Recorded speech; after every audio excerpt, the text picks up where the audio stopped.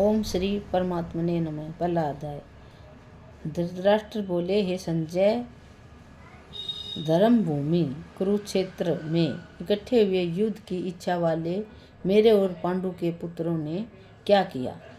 इस पर संजय बोले, उस समय राजा दुर्योधन ने व्यूहर चनायुक्त पांडवों की सेना को देखकर और द्रोणाचार्य के पास जाकर ये वचन कहा। हे आचार्य, आपके बुद्धिमान शिष्य द्रुपद पुत्र धृष्टद्युम्न द्वारा व्यूहाकार खड़ी की हुई पांडु पुत्रों की इस बड़ी भारी सेना को देखिए।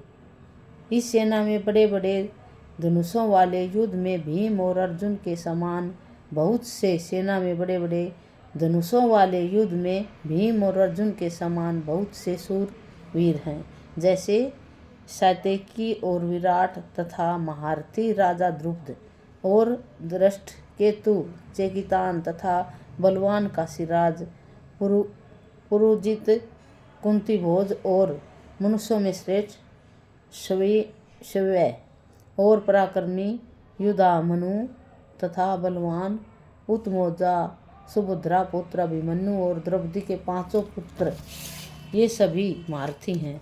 हे ब्राह्मण श्रेष्ठ, हमारे पक्ष में भी जो जो प्रधान हैं उनको आप समझ लीजिए।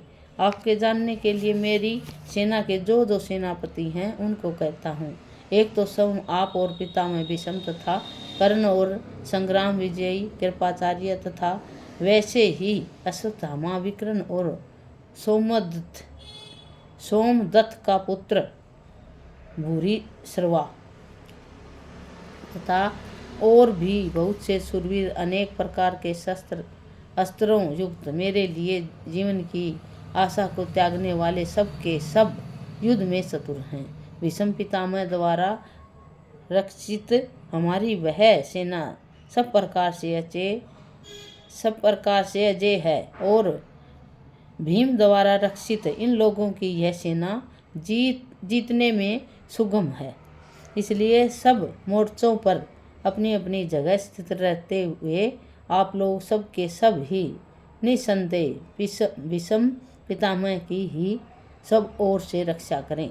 इस प्रकार द्रोणाचार्य से कहते हुए दुर्योधन के वचनों को सुनकर कौरवों में व्यर्थ बड़े प्रतापी पितामह भीष्म ने उस दुर्योधन के हृदय में हर्ष उत्पन्न करते हुए उच्च स्वर से सिंह की नाद के समान गर्जन कर शंख बजाया।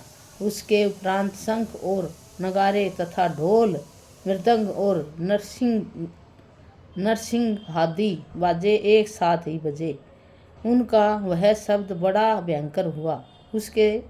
उसके अनंतर सफ़ेद घोड़ों से युक्त उत्तम रथ में बैठे हुए श्री कृष्ण महाराज और अर्जुन ने भी अलौकिक शंख बजाए। उनमें श्री कृष्ण महाराज ने पाशजन्य नामक शंख और अर्जुन देवदत्त नामक शंख बजाया। भयानक क्रम वाले भीमसेन पौंड्रक नामक महाशंख बजाया। कुंती पुत्र राजा युधिष्ठिर ने अनंत विजय नामक शंख और नकुल तथा सहदेव ने सुघोष और मणिपुष्पक नाम वाले शंख बजाए। श्रेष्ठ धनुष वाले काशीराज और महारथी शिखंडी और धृष्टद्युम्न तथा राजा विराट और अजय सात्यकी तथा राजा द्रुपद और द्रौपदी के 5 पुत्र और बड़ी भुजाओं वाले सुभद्रा पुत्र अभिमन्यु, इन सब ने हे राजन अलग अलग शंख बजाए और उस भयानक शब्द से आकाश और पृथ्वी को भी शब्दायमान करते हुए धृतराष्ट्र पुत्रों के हृदय विदीर्ण कर दिए। हे राजन, उसके उपरांत कपिध्वज अर्जुन ने खड़े हुए धृतराष्ट्र पुत्रों को देखकर उस शस्त्र चलने की तैयारी के समय धनुष उठाकर ऋषिकेश श्री कृष्ण महाराज से ये वचन कहा। हे अच्युत, मेरे रथ को दोनों सेनाओं के बीच में खड़ा करिए। जब तक मैं इन स्थित हुए युद्ध की कामना वालों वालों को अच्छी प्रकार देख लूं कि इस युद्ध में रूप व्यापार में मुझे किन किन के साथ युद्ध करना योग्य है। दुर्बुद्धि दुर्योधन का युद्ध में कल्याण चाहने वाले जो ये राजा लोग इस सेना में आए हैं, उन युद्ध करने वालों को मैं देखूंगा।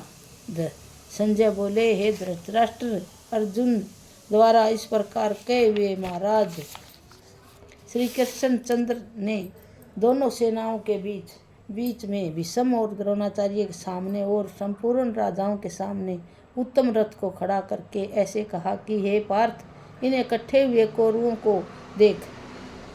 उसके उपरांत प्रथापुत्र अर्जुन ने उन दोनों ही सेनाओं में स्थित हुए पितामह के भाइयों को, पितामहों को, आचार्यों को, मामाओं को, भाइयों को, पुत्रों को, पोत्रों को तथा मित्रों को, ससुरों को और सहृदयों को भी देखा।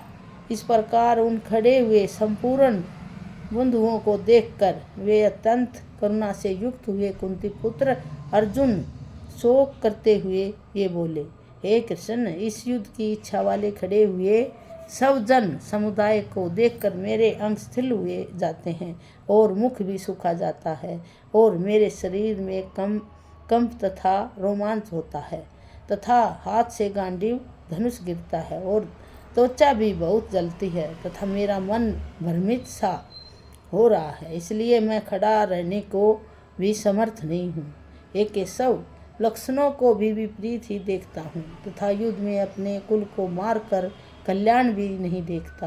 हे कृष्ण, मैं विजय नहीं चाहता और राज्य तथा सुखों को भी नहीं चाहता। हे गोविंद, हमें राज्य से क्या प्रयोजन है अथवा भोगों और जीवन में भी क्या प्रयोजन है, क्योंकि हमें जिनके लिए राज्य भोग और सुखादिक इच्छित हैं, वे ही यह सब धन और जीवन की आशा को त्याग कर युद्ध में खड़े हैं, जो कि गुरुजन, ताऊ, चाचे, लड़के और वैसे ही दादा, मामा, ससुर, पोते, साले तथा और भी संबंधी लोग हैं। इसलिए मधुसूदन, मुझे मारने पर भी अथवा 3 लोक के राज्य के लिए भी मैं इन सबको मारना नहीं चाहता। फिर पृथ्वी के लिए तो कहना ही क्या है। हे जनार्दन, धृतराष्ट्र के पुत्रों को मारकर भी हमें क्या प्रसन्नता होगी। इन आतातियों को मारकर तो हमें पाप ही लगेगा। इससे हे माधव,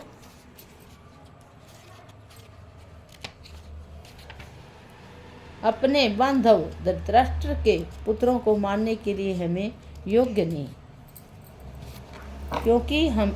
क्योंकि अपने कुटुंब को मारकर हम कैसे सुखी होंगे।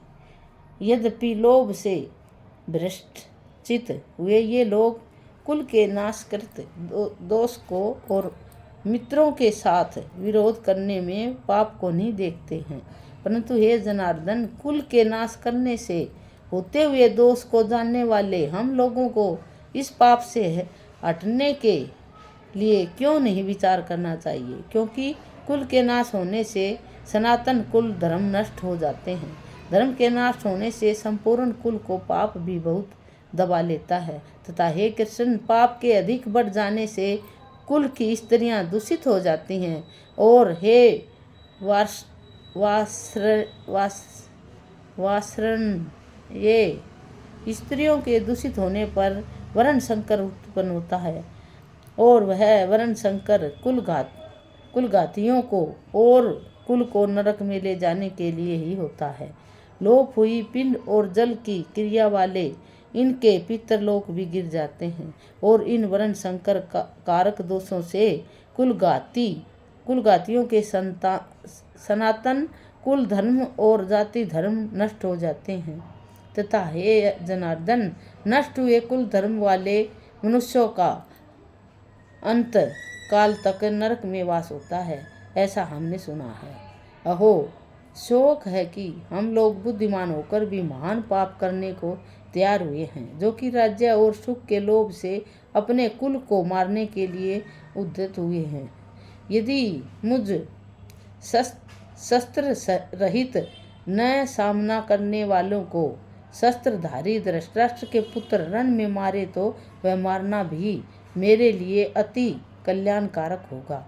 संजय बोले, रणभूमि में शोक से उद्विग्न मनाने वाले अर्जुन इस प्रकार कहकर बाण सहित धनुष को त्याग कर रथ के पिछले भाग में बैठ गए।